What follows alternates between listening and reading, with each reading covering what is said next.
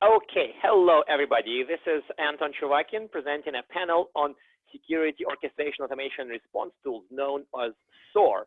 We have a great panel today and a lot of very fun questions. Let's start with a very obvious and occasionally very difficult question. With so many competing priorities for security teams, why should they focus on SOAR? Wolf, any thoughts here? Hey, oh, absolutely. I got thoughts. Thank you so much, Anton, for having me on. And that's always the question, right? Why automate when I can continue to do things manually? One of the main drivers I think behind SOAR is the alert fatigue. When in recent studies that I've led, we found 93% of organizations, their SOCs are processing 5,000 alerts a day and trying to figure out what to do with those thousands of data points. So part of it is getting a better handle on acting on intelligence. And the second part of it is really consolidating the view of the tools that we use. In another study, we found that 15% of companies have 20 or more security consoles, and those security consoles are directly proportional to downtime. Right, so an incident happens, and if you've got a couple tools you're using, organizations can get up in a few hours. If you've got 20 or more, the average is 16 hours or more. Why? Because we've got complexity on the action side. So I think the reason to focus in on automation is that we're drowning in information, and adding more tools has only made downtime and response that much worse and harder. Perfect. Thank you very much for this. Anybody else wants to go and justify SOAR and say why it's one of the priorities? Maybe Dario does. Well, it depends from the size and the complexity of the organization, but definitely alert fatigue is one of the main driver, and also the skill shortage is probably the second, not that in particular order. I mean, it's always more difficult to find skilled security analysts, and they are also very difficult to retain. And even if you try to outsource part of your security operations to MSSPs, you need to know that MSSPs have your same problem multiplied for the number of customers that they have to serve. So that is definitely one of the most important things. And probably as we will cover in the next few minutes, the number of use cases that are going to justify and demand the usage of SOAR is growing even outside of the pure cyber ones. So perfect. I think that those are probably the more important. Thank you very much for this. And let me also say that from what I hear, well, in my past career at least, there are certain indicators of maturity or a degree of maturity at the company, at their security operations team, that you should look for before digging into SOAR. So as I remember saying in one of my research papers, SOAR is not for everybody. It is for people who at least know, have some process. So, Richard, perhaps you have some good, clear indicators of maturity that you should look for before SOAR. I think I do, Anton. Thanks. And kind of in response to the first question, reasons for doing SOAR is one of my biggest concerns about the future threatscape is what I call autonomous attacks. And we've actually seen that done with Stuxnet, right? So something that's carefully crafted and engineered, and the attackers, the NSA, pushes a button and off it goes and does its thing without any interaction or command and control. And that tied with automation on the part of the attacker means that in the future, our incident response processes must be kicked into gear and respond in minutes instead of days and weeks that we have today. So that leads me to the things I look for in maturity. And, number one, do you have a dedicated SOC? So that might, for a large organization, the answer is, of course we do. Medium organizations are going to say, well, we've outsourced that to an MSSP. But do you have dedicated people doing threat hunting, correlation and response? then you're ready to start automating that and making the flow faster to reduce the burden of work on them. And then the other thing I look for is, can you measure the mean time between an attack and an effective response? So either an attack that was successful and you had to clean up, do you have that number? And those two things, I think, are the beginnings of demonstrating maturity you need to have before you start saying, okay, now we have to, invest in tools that help us with SOAR, plug into our existing processes. Even if the beginning of SOAR is writing a bunch of scripts, right? Something happened, oh, do this, reset somebody's password, take a machine offline and re-image it, that kind of stuff. But actually, wait, let me question this a little bit by saying that you mentioned that if you ask a large company, the answer would be, of course, we do.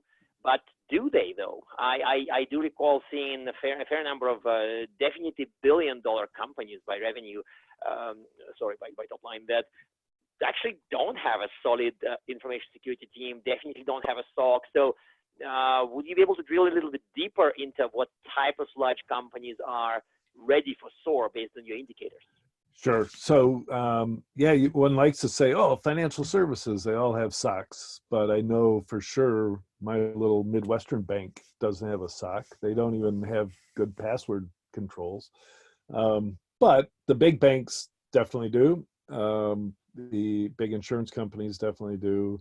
The defense industrial base, all the guys who participate in their ISAC definitely do. But then you go, gee, did Target have a SOC? Sure didn't look like it. Did Sony Entertainment? Definitely not. They were just in the process of replacing their MSSP and trying to do stuff internally when their attacks happened. So, yeah, good pushback, as I expect no less from you, Anton. Yeah, thank you very much for the clarification. So let's get to a question that's, to me personally, is occasionally painful because it mentions a concept that generally I'm not a big fan of, namely the concept of ROI. How do you look at the ROI, or basically, how do you look at value, perhaps, if you're not an ROI fan, once SOAR technology has been implemented and onboarded? Payal, any answers here? Yes. So, yeah, I understand. I think, Anton, you're absolutely right. It's not like a very likable topic by many of us, because we are often asked such questions by the seniors or the board of directors or, the management as to, if you're bringing in a new platform, how do you make sure that, you're getting the desired output? So according to me, the first step to actually even think of, an ROI is to basically understand what are the current challenges that you face within the cybersecurity operations center or within your incident response domain. So it's very important to document and to make, clarity as to, these are the top 5 challenges that currently are being faced by the organization within the cybersecurity domain. Once you have that clarity, then yes, the top 3 that you can easily think of is there's a lot of lack of skill set and resource within this domain. So with the help of SOAR, yes, it does automate a lot of stuff, but that doesn't mean that, you're going to immediately drop on the count of resources that you have in a cybersecurity operations center. But yes, you can effectively use them. It increases the efficiency because a lot of manual tasks that are done and which are human driven are now automated. So the one biggest, hello? Yeah, I'm just curious whether, what's the main gist of your ROI argument? Is efficiency, right? It's efficiency. The second one is very clearly, it saves a lot of time. So SLA tracking. And the third one is it does a lot of, it covers a lot of attack coverage. So if you look at the threat landscape, if you have a typical cybersecurity operations center, you focus on 1 or 2 top use cases. Once that is automated, you are tend at looking at other things as well, which you can focus on. So I think that gives a gist. Yeah, sorry, go ahead. Sure. Sorry, go ahead. I'm just saying that have you tried presenting the argument that it saves a lot of time as an ROI to a CIO? I assure you it would spectacularly backfire. Like if you show up in a CIO's office and say, hey, we need to buy a SOAR, and he would say, what's the ROI? And you'd say, it saves a lot of time. I don't think you're getting it. So I probably prefer a little bit more crisp ROI justification, because to me, this one is no go. So, yeah, maybe, saving time is in the terms of acting on an incident. So if you look at the entire incident life cycle, the time that you would save on acting on each of the phases reduces drastically. So I definitely think that that is a value add or an outcome that is looked at by a SOAR platform. Mm-hmm. Right, but wouldn't you need to be more specific? That's what I'm saying. So time saved is a good line of thinking, but like, where is ROI? How would you prove that you save 2 hours, 3 hours, 5 people's time, or like, how would you go about that? To me, this is a bit challenging, right? Agreed. So there are a lot of metrics and dashboards and reports that you can, get out of a SOAR platform, which automatically, so all of these challenges, they can easily be converted into real-time dashboards or metrics, which can be presented to the CIO or a CISO to show them the effectiveness of how a SOC was functioning before a SOAR platform, and what is the difference in the output after the SOAR platform has been implemented, right from the resource management to incident SLAs, all of it. Okay, perfect. Thank you. So anybody else got any comments on justifying or maybe showing the value of the product? Anybody else has a good argument here?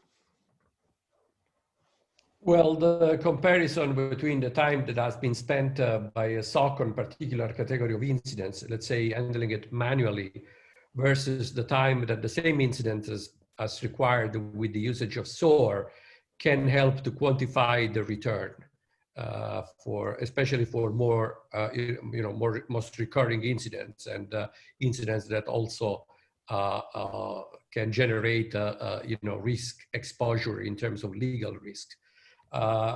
Some incidents, for example, in Europe, where the GDPR is penalizing also incidents that are not being responded in a timely manner, is also taken as a good argument to validate the difference between, handling such incidents manually versus automatically.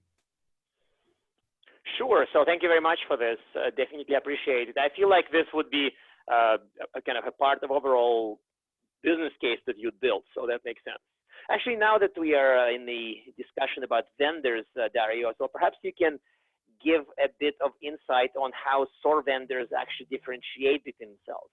Because many of them say very similar things: automation, time savings, orchestration, workflow perhaps.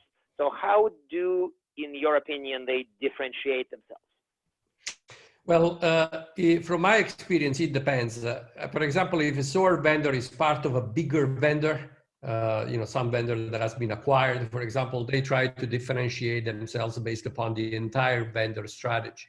And that can be good or bad, because it can create some concern to the clients who prefer to engage with independent vendors as they guarantee a sort of protection from vendor lock-in, and they also prefer a SOAR architecture based upon integration. Some other vendors differentiates themselves on pricing, and that is usually on the lower end.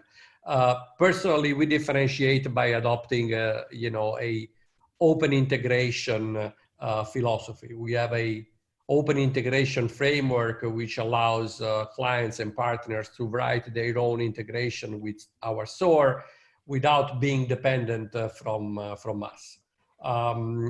That for us, from our experience, is an approach that provides high value to the customers and also partners, as they can approach a broader range of use cases. We have customers, for example, that integrate with mainframes, IoT, ICS, and so forth, without spending money from customization.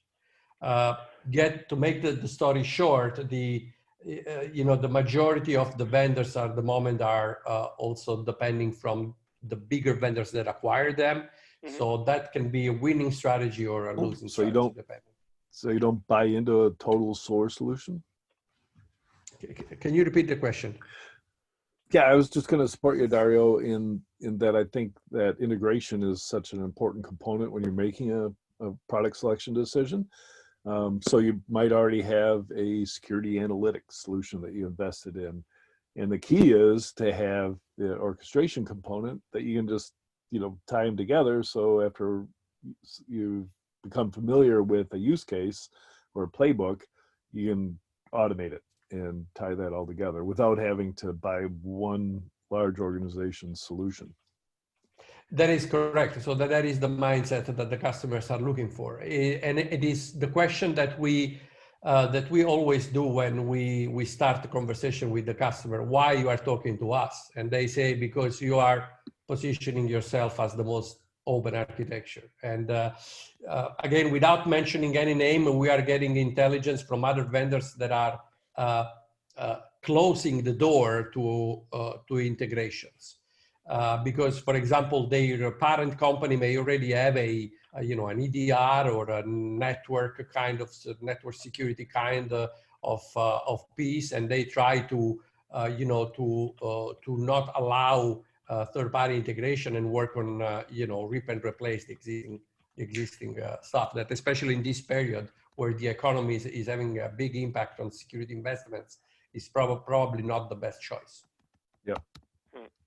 Which reminds me, by the way, we sort of touched on the ROI question, and how about more of a deeper discussion of a full business case for SOAR initiative? I feel like, in all honesty, I feel like many organizations suffer with that particular aspect, and the projects that I've seen abandoned in this area very often suffer from slight overestimation of benefits and a huge underestimation of costs. So, Wolf, do you have any structure or framework for building a business case for SOAR, whether it involves ROI or not? Yeah, whenever I'm thinking about business cases, I always harken back to the four horsemen, right? Bring me the four horsemen of a security capability. And that is, can you explain it in one slide? Can you give me a document that explains the policy and process? Do you have metrics in a spreadsheet that shows how much time we're spending on these things? And then, and only then, can we talk about investing in a tool? Because you're certainly right. The human condition is we tend to overestimate how great this is going to be in terms of saving time and reducing complexity and everything. And then the minute we go in and realize we've got to write connectors to all our downstream systems, there can be a great deal of complexity. So I think when you're approaching a business case, step one is hopefully, ideally, the SOAR is part of a larger initiative. So some of the more successful implementations I've seen have started because the organization was making a big push on IoT. And as part of that, they wanted to make sure they had management and oversight, and the security team implemented a SOAR capability to address that. Other ones that I can think of is organizations were making a big push to modernize part of their application stack, moving them into, a cloud native structure. And as part of that, the security team said, look, when you're going to be spinning up and removing things and doing infrastructure as code, we also need to be addressing that speed and scale. So part of a good business case, I believe, reaches across boundaries and works with partners in the business to find value outside of the security team. So that's part one. Part two is that there is a degree of specificity and maturity. And I really liked what Richard was saying in regards to the necessary maturity to go ahead and do this. There's a degree of specificity and maturity so that we know the exact use cases and what's involved with implementing them. And then three, there is an understanding of what it'll take to make the project a reality. And to your point, Anton, I think that oftentimes means, using the Scotty method from Star Trek, where if I think it'll take an hour, I'm going to tell you it'll take a day. Or if I think it'll take a quarter, maybe I'm going to tell you it'll take 2, just to make sure that we've got the runway to address the hidden complexities of these engagements. I want to kind of boost the signal on the specificity here, by the way, because I am really nervous when I hear things like, oh, it would save time. I know that I shouldn't really push people too hard and say how many hours exactly, how many hours per day, how many hours by the analyst, how many hours by the manager. Sure, some of it may not be available, at least before SOAR is deployed.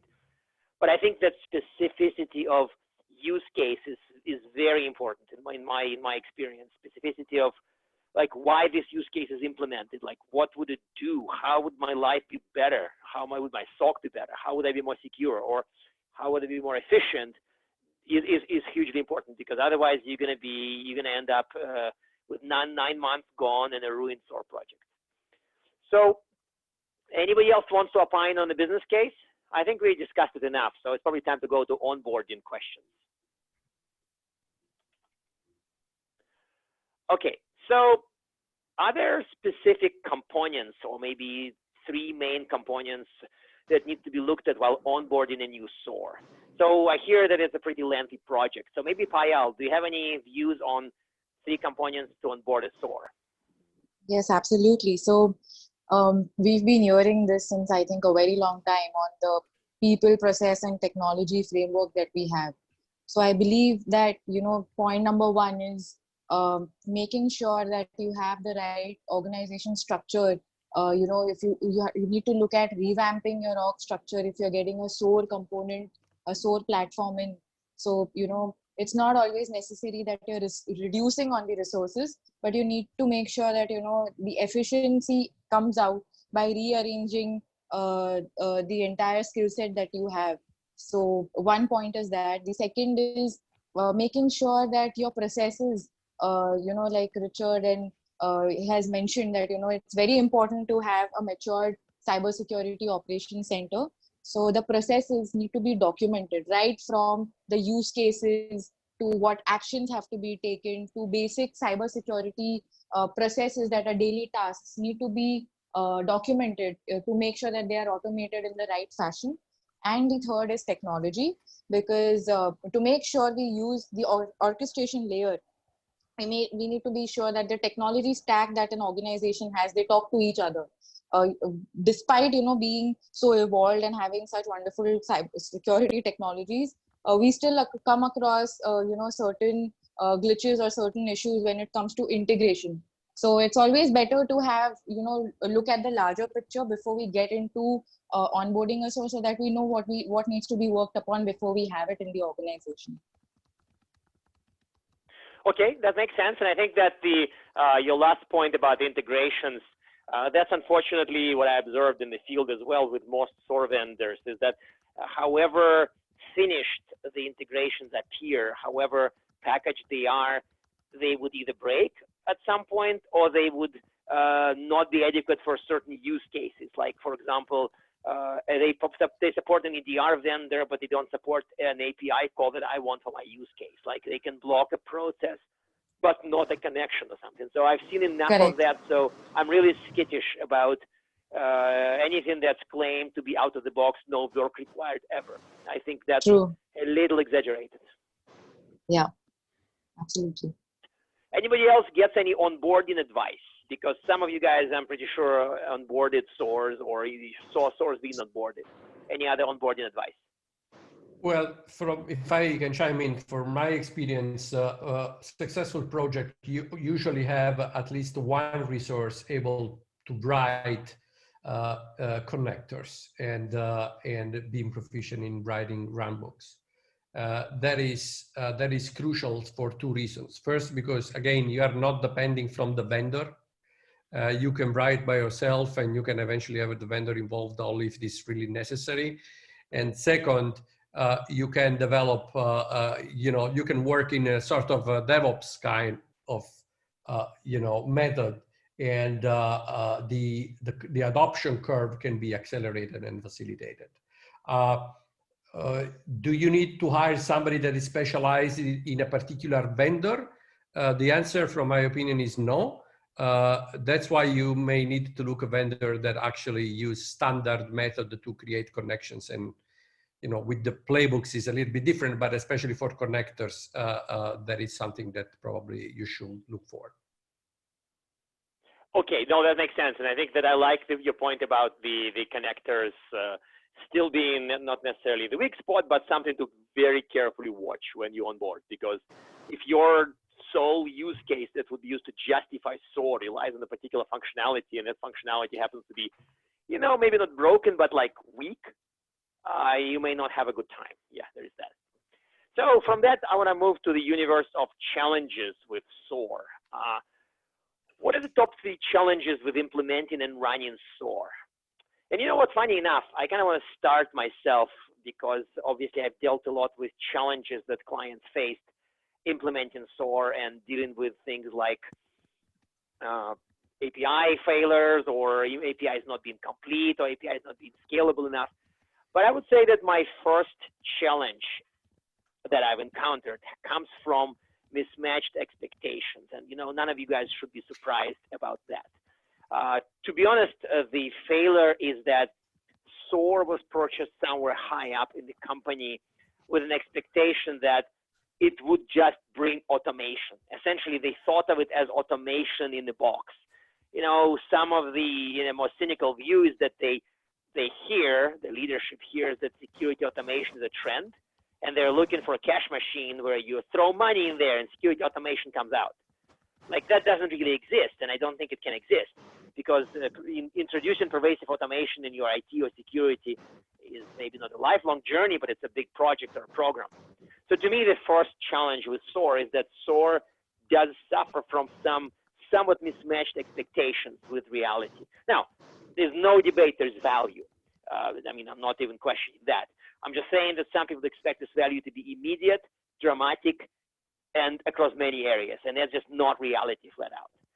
I would say another challenge I've encountered is the one that many of the panel members have mentioned already, and that has to do with how out-of-the-box integrations are. So if I'm pushing commands to an EDR, or I'm querying traffic, or I'm hitting SIM for alerts, it all relies on APIs. And to me, as I put in my previous research, SOAR exists, and SOAR is at least somewhat successful today because there are pervasive APIs in security products. But many of those APIs aren't robust or aren't complete or aren't meant for certain use cases. So to me, I would double and triple and quadruple check my use cases, my devices that SOAR links to, and versus what the vendor delivers today. So that to me is a huge one. And number 3 is actually a really subtle challenge. And I would say I want to highlight that particular signal because it adds value to clients' deployments of SOAR. Namely that I would prefer SOAR to be used as my workflow around security operations. Admittedly, some SIM products have workflow. There are certain workflow systems that came into security from other domains. But I want my SOC workflows to be in SOAR. So if your SOAR is perhaps a little bit weak with workflow because you focus on being a middleware, you may have some work cut out for you, because to me, underestimating workflow and metrics is basically removing a big chunk of value of SOAR. So for example, if I have a workflow, it's much easier to see how long stuff takes. And going back to Payal's argument about ROI after implementation, you would have the metrics, you would have the time savings, you would have other things. So to me, this is hugely important. And if you just use SOAR as an API middleware platform, you are missing this out completely, and your ROI case becomes much harder. But if it's a workflow system, you have a lot of savings that come to life. Yeah, maybe I rambled for too long. So any other challenges you guys have encountered with implementing and running SOAR? Oh yeah, for me, I think I'd like to ask this to everyone. Like for me, the biggest challenge has been, we often hear that there are 100 automated out-of-the-box playbooks that a SOAR platform comes along with. But I don't think that any of them are like plug and play for us. So there's a lot of customization that is actually needed. So in order to make those playbooks actually work in the environment, it takes, I think, approximately a month at least. So that has been like a challenge, at least like how I look at it. Perfect, perfect. And maybe I mean, maybe I tend to dwell on challenges too much, but anybody else with particularly nasty challenges, either before you SOAR or maybe during onboarding?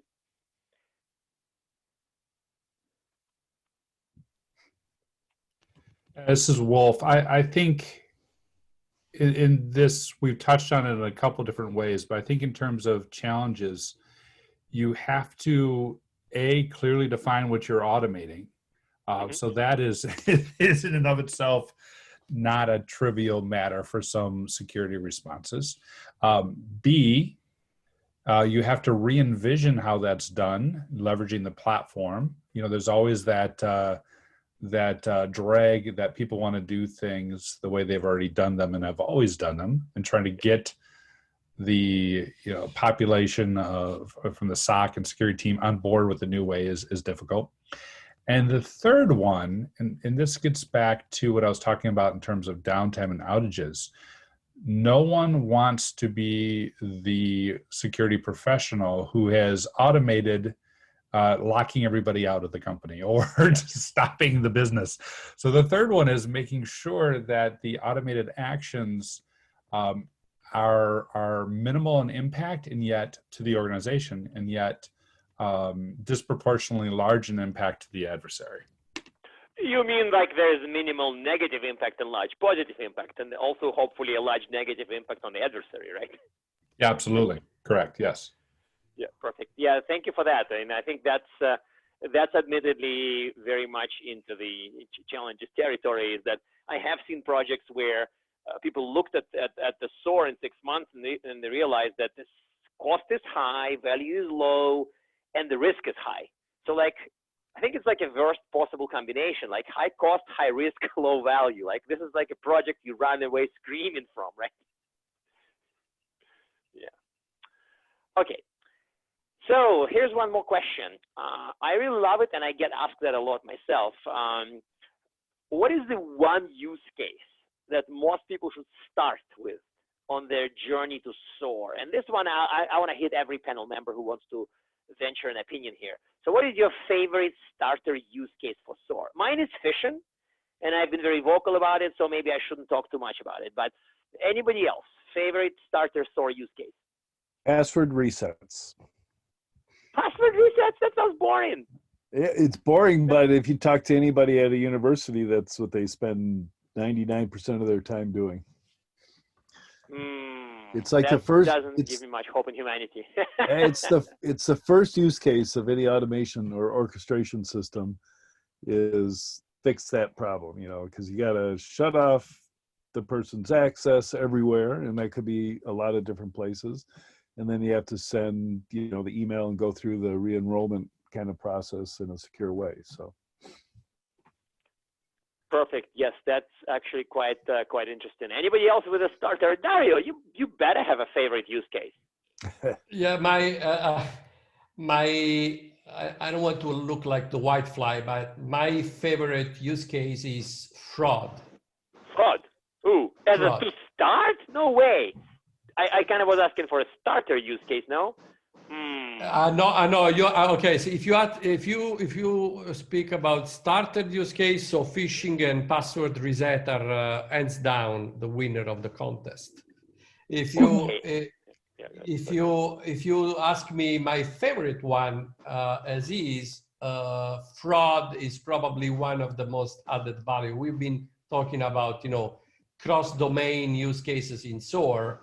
I think that that is one, especially in financial services. For me, it's one of the most recurring and the most favorite. Okay, perfect. Thank you for that.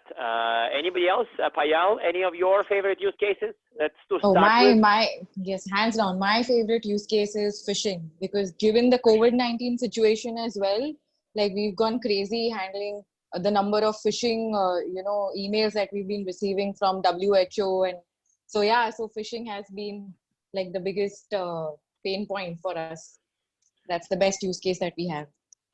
I would hate this. This is Richard. I would hate to think that your response to phishing is, a recovery incident response solution. I mean, you should be investing in all the things that prevent phishing. but there you'd have gaps. There's no debate there, right? I don't know. You shouldn't. No user should be able to click on a link that comes in there via email ever. That's way too harsh. Yes, I mean, I don't want to go into the phishing discussion. I'm not really a phishing expert, but I've never seen it happen where you just ban hyperlinks and say, we're done. Yep, that's all it takes. Okay, I mean, I don't want to share too much of our story here, but definitely multi-factor auth. Multi-factor auth here was a huge contributing factor, and I think we even published some research that after we did a pervasive multi-factor auth rollout years ago, phishing largely stopped. Yeah, so I don't think clicking links is the answer, frankly. Not clicking links. You essentially work at one huge research organization. You know, it's almost like a giant university with all these different groups, and they're going to object to the friction induced by something that, you know, sandboxes attachments, checks links and sandboxes the reaction they get, or a, you know, what do they call it? A remote instance of a browser that can't get infected. All these solutions that every law firm in the world should be using today. And anybody who gets phished and gets malware from it, you know, you can tell they've got something wrong with their infrastructure. And you don't want to be responding to a, you know, a ransomware attack where everybody's already infected and it's too late. Ransomware, yeah, ransomware, I think I'm with you that ransomware detection is largely, you know, like mostly a humorous problem because an attacker typically calls you up and says, dude, you have ransomware. Like, you don't really need to detect it. But with phishing, that's a good debate to have, and maybe we shouldn't dedicate too much time on this, but I always thought that well-crafted phishing can never be prevented. Like you write me an email, and then you get an email asking for a document, and you get an email back saying, here's the document link. Like, you are going to click on it. Like, there's no way around it. So I don't think that you would solve it like that. So phishing response to me would always be there. Let's schedule a separate call about that. Okay, it's going to be a pillow fight. Let's go for it. So let's go from that discussion to maybe a little bit more of a current reality. So Payal mentioned the COVID, and of course, for many organizations, it means work from home. So if your SOC is now distributed, virtual, people are working from home from different locations, how does it change SOAR? Because admittedly, many SOCs have been going in that direction for years, but at the same time, we still see a fair number of in-person SOCs. So how does it change SOAR if your SOC is across 30 locations? Richard, got an answer here? Yeah, you know, as I think about it, I've been talking to SOC managers and MSSPs, and so far they all say, well, there was no issues at all.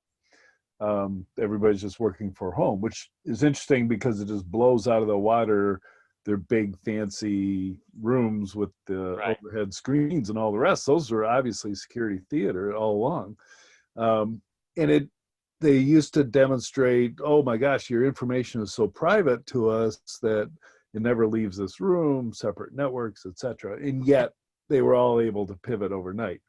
So when I think of a large enterprise that might have their own SOC having to send everybody home, you know, like my warning is, do not let them download the information, right? So don't stream information to them to work on. They should be looking at a pane of glass that looks into the systems. And of course, multi-factor authentication and encryption and all the rest should be used.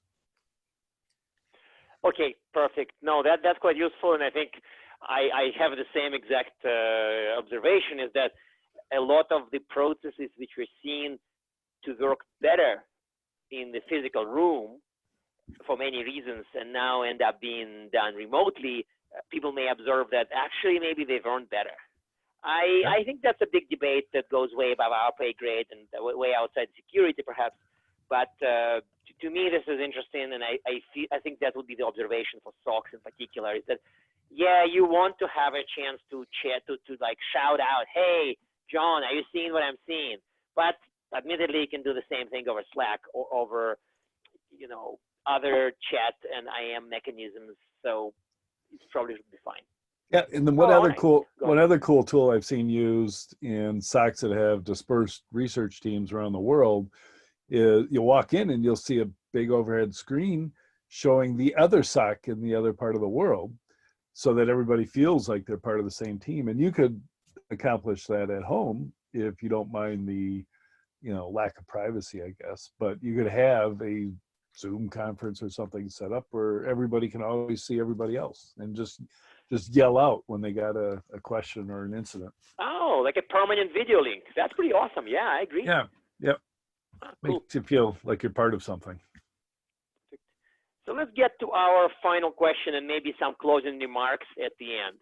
So I think one of you guys mentioned MSSPs utilizing SOAR, and I feel like MSSPs or managed security service providers or MDR providers have always been kind of an interesting relationship with SOAR. They are SOAR users.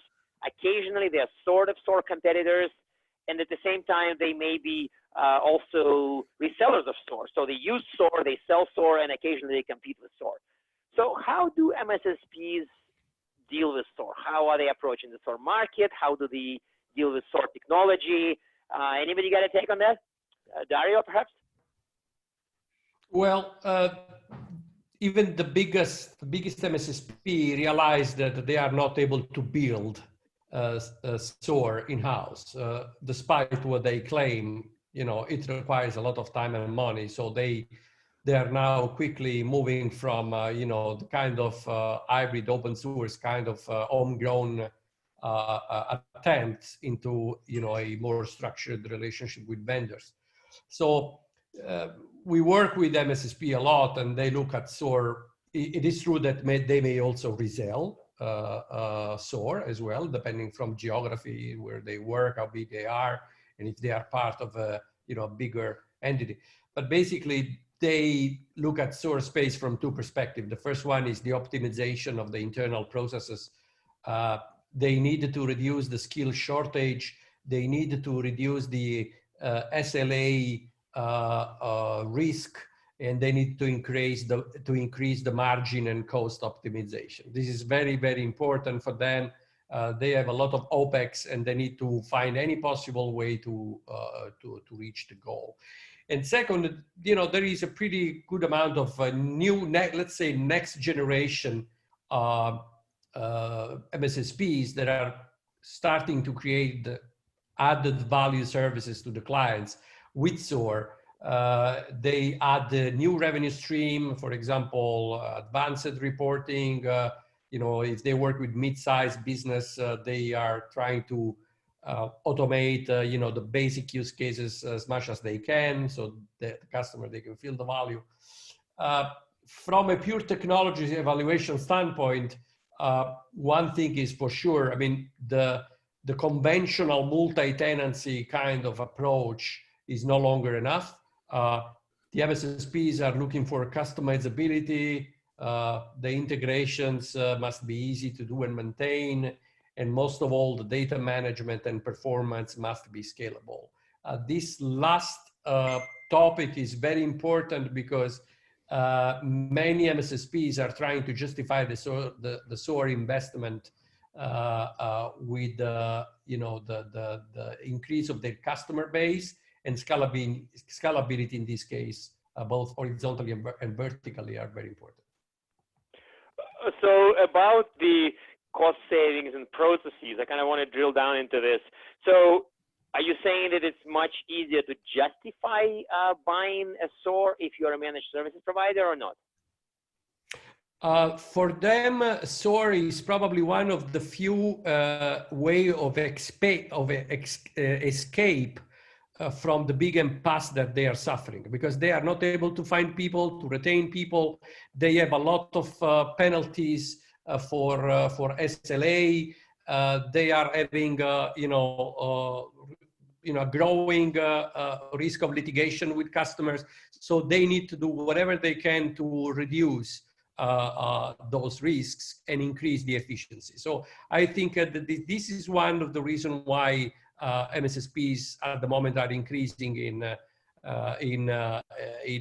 evaluating SOAR. But again, they are very sophisticated. Many of them are very sophisticated, and they don't just accept you know, the minimum viable product. Make sense? They are now Yeah. looking for something that can really help them, and so that's probably one of the most interesting challenges for the next 24 to 36 months for SOAR vendors. That makes sense. So much appreciated. This comment sounds like a decent enough reason why the adoption among MSSPs is so high. So let's do this. We have a few minutes, so let's do one final question, sort of a comment from everybody. What is your top number one advice for aspiring SOAR customers, SOAR users? So what is one thing you wish they knew before they got into this whole SOAR thing? I'll just go by the order you guys are listed here. Wolf first. One thing I wish they would know. Well, it may be done by SOAR if you if you rather be very negative, but I really hope it's not that. I really rather love the technology. Run. No. The fundamentally the thing to know is what the use for the tool is, right? Automation integration, careful, well thought out automation integration can significantly improve operational efficiency. And we know we can't continue to do things manually. We've been on an arc and a trajectory for many years, many decades of adding smart automation. And it's really good to see it come to this marketplace. Just for the organizations moving into that, I would suggest that they be very careful and think through where they're going to apply it. Okay, that does make sense. Thank you very much for this. Dario next, and then Payal, Richard, and myself. Yeah, Dario. It is very important topic. I mean, my suggestions are basically two. First of all, look at SOAR as a force multiplier, not as a solutions for your, you know, employment problem, your workforce. You know, it is a force multiplier, and so that's why that's the perspective you should look at SOAR. And second, the most important advice for me is to the customers is choose an open architecture. Don't be fooled by low prices on the entry point, because you will pay afterwards if you make the wrong choice. Perfect. Thank you very much. Payal? So I think Sorry. Yeah. Right. So I think one advice that I would, you know, that I learned is, you know, to have a plan ready as to what do you want to target first when you have the SOAR onboarded, and once you have a SOAR. So look at, you know, the number of use cases that you have, and target the alert fatigue, and try optimizing your challenges from, you know, a security monitoring and detection point of view, and focus on that first. And like whatever is, you know, a manual effort currently needs to be looked at first is an advice. Okay, perfect. Thank you very much. And Richard, next. Sorry. Yeah, so I think back to the very first time I encountered a group that was doing SOAR that didn't have that name back then, but it was Lockheed Martin.